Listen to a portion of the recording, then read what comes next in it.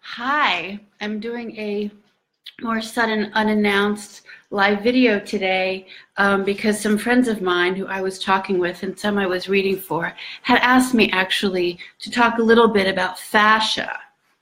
Now, fascia comes into my readings quite a bit right now, and not a lot of people know what it is.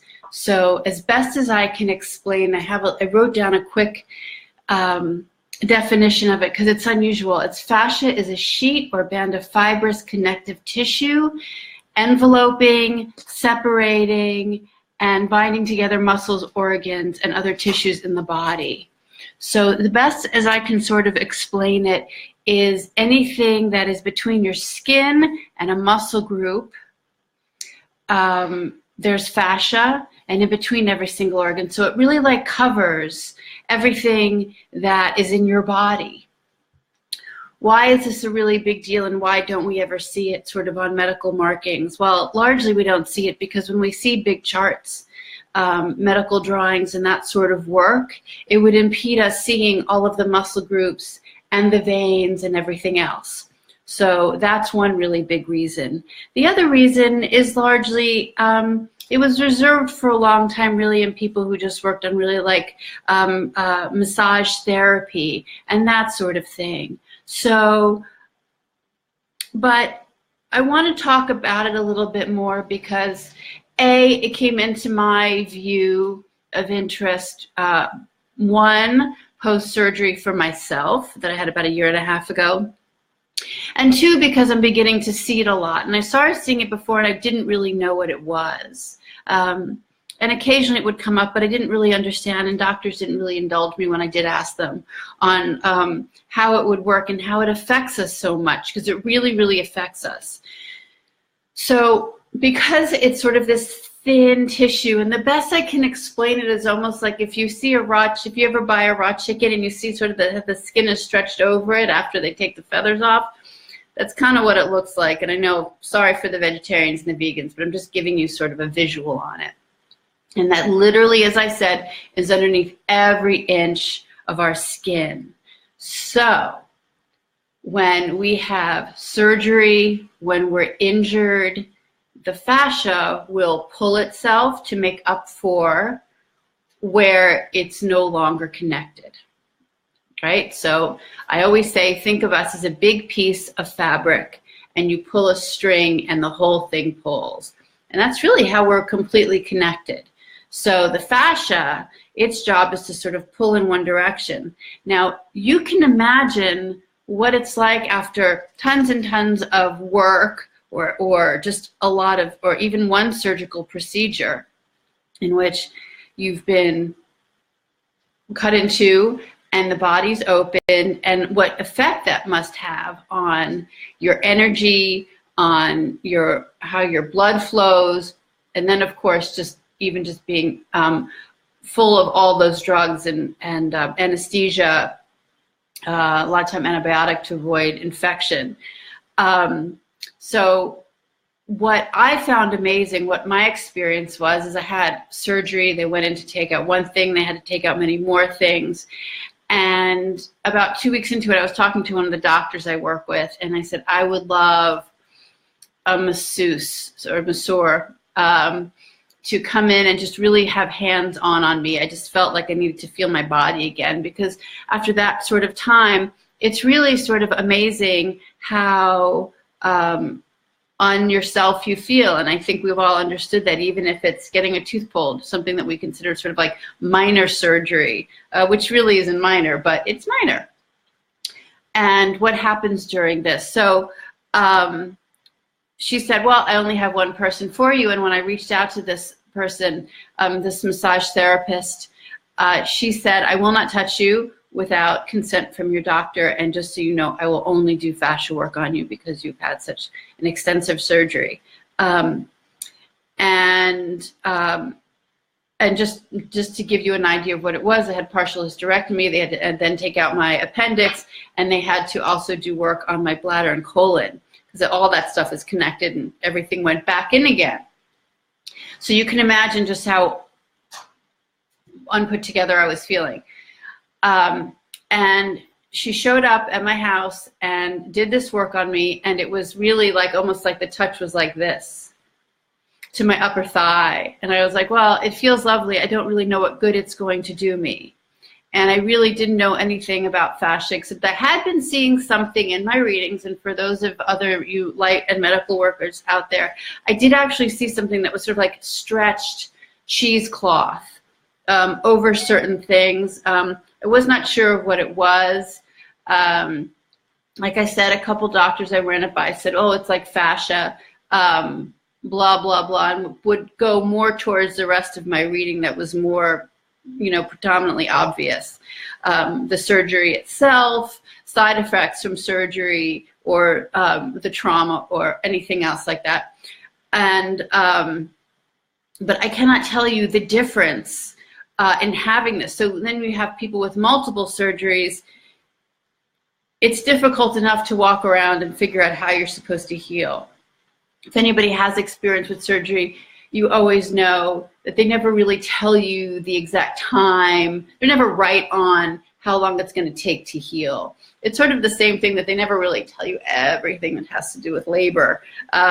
It's almost like, well, you wouldn't do it if you knew for sure. So especially with surgery, because surgery is just so invasive. It affects everything about you. It's your sense of well-being, it's your sense of safety, and pretty much everything we do in our life, even just as human animals, is to ensure our safety. So when that you come to, no matter how well your doctor did and how well you're taken care of, just energetically, spiritually, we have a run-in with our sense of safety and where we're sitting in the world. So super duper important. That is how off we are with the fascia and how it's pulled. So my recommendation for everybody who sort of has had something, and this could be a really bad surgery, it could be an injury, it could be a number of things that happen. I definitely recommend a hands-on, somebody extremely, extremely experienced with fascia work. I will say that with the person I had, who was absolutely amazing, she did ask me to get a release form, or sort of like a permission slip from my surgeon saying it's okay to get this done. So I would definitely look for somebody, should you be post-surgery and newly post-surgery. I was about 2 weeks out. And the difference, I should tell you that the difference between the two was enormous. And also, as a light worker, I can tell you that pre and post the fascia work, my readings sort of were back to normal, and then, of course, later on, even better. As you sort of rid your body of whatever is wrong and you begin to heal again, how much better your view and your readings go really, really well. So that is sort of a bit rundown of fascia. I will probably answer some questions by way of writing, and if people post me, because I just jumped onto this, and I know on a Friday afternoon is usually when people are watching, but I wanted to get this on for my friends who had asked me about it. One of them has had extensive cancer surgeries, and I was sort of wondering why the sort of work on fascia was not there, because she is, her whole life right now is sort of debilitating. So so that is sort of my work on fascia and how important it is. You know, usually I think athletes probably know more about it because they assume, you know, it's sort of that all over musculature that doctors go in for. But really, I have to say, as far as any sort of invasive work, it's really, really important. I don't really think of, I mean, I'm not talking about fashion anyway, except for like the actual medical readings, but a friend of mine recently, I will say hello to Bobby on this one, because she'll probably eventually sort of read this, was saying that she felt that she had lifetimes of illness wrapped in her fascia. So it is definitely sort of its own organ. It's not just this sort of like flimsy tissue, but it does pretty much cover us from head to toe, much like our skin, but beneath the level, and even within our bodies. you know, it's like the packaging per organ. Everything is packaged a certain way. So yeah, that's my coverage of fascia for today. I am going to answer a question that was sent to me by a woman by the name of Andrea, and she reached out to me by way of Facebook, and I was really thrilled because she's also a medium, and I love it when other people who do the work reach out to each other, and especially if anybody sort of gets anything from me. I'm very, very excited about it. So I'm going to read this question, which of course I printed way too small, so I need the glasses. Heather, question for next time. Do you generally refuse to give a reading involving a newly deceased person? I'm guessing you can read the person in front of you, but is it your sense that someone newly departed should get acclimated to their own new experience for a bit of time? I'm also medium developing skills. When a soul passes, I frequently get visited by them, but in a way that helps them transition over. I have never tried to contact someone newly deceased, which is a great, great question. Interestingly, my concern with reading a newly deceased person is really more for the person asking you to read. It is, I feel that once an energy passes over, if it's trying to communicate, I am all for bring it to them. Often my concern is with the mental and emotional state of my client. There is a time after somebody passes that it really makes it very easy to read them. So I really do enjoy, I enjoy reading them. They're usually very much right there and ready to go and want to get a word over, especially if it's somebody who has sort of a spirit who sort of understands the time. When your time is there, your time is there. So I always, well, before I read anyway, I always sort of ask the ether if I should be reading that person. And also, yes, I do. It doesn't concern me about the client. It's sometimes really, you know, one reading is an awful lot of information for somebody that didn't go through traumatic or grieving experience. So yeah, I take that very, very much into account. It's really important to sort of remember what you're dealing with.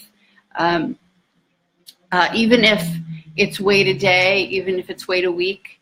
And it's also to remember that you're dealing with probably the heaviest of emotional experiences that a human being can be involved in. I think I talked about that last week at some point.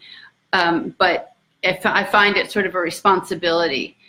I feel that people with our gift, we sort of take this unspoken Hippocratic oath at birth. And so other than privacy, being honest and really straightforward, and also being somewhat gentle and a little bit protective, not in a way that puts me in any sort of seat of power, but in a way that just you sort of walk gently into it when you realize the person's in a place where they can get enough out of it. One of the things that also I talked about with Andrea a little bit was she said she had had a couple of spirits sort of help them. They needed help passing over. And I think in my answer, I didn't print everything out. I did mention that I don't usually have spirits come to me that want help passing over. And then I realized I was wrong. When I deal with cleansing of houses and spaces that are filled with uncomfortable energy, there are moments when somebody is sort of lost and is sort of, it feels trapped. They may need a little like sort of encouraging to move ahead, but it is, for whatever reason, it is not I'm not the person they come to when they're just moving around and need a little bit help moving through things. I find they sort of find their way, or they're going to other mediums to sort of find their way.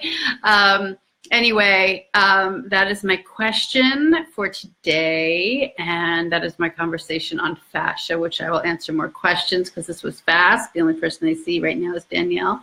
Hey, Danielle. And thank you so much, and I will be back probably in a few days. I will announce it this time and not do a surprise video, but I did want to get this out for my friends. So thank you and have a great night.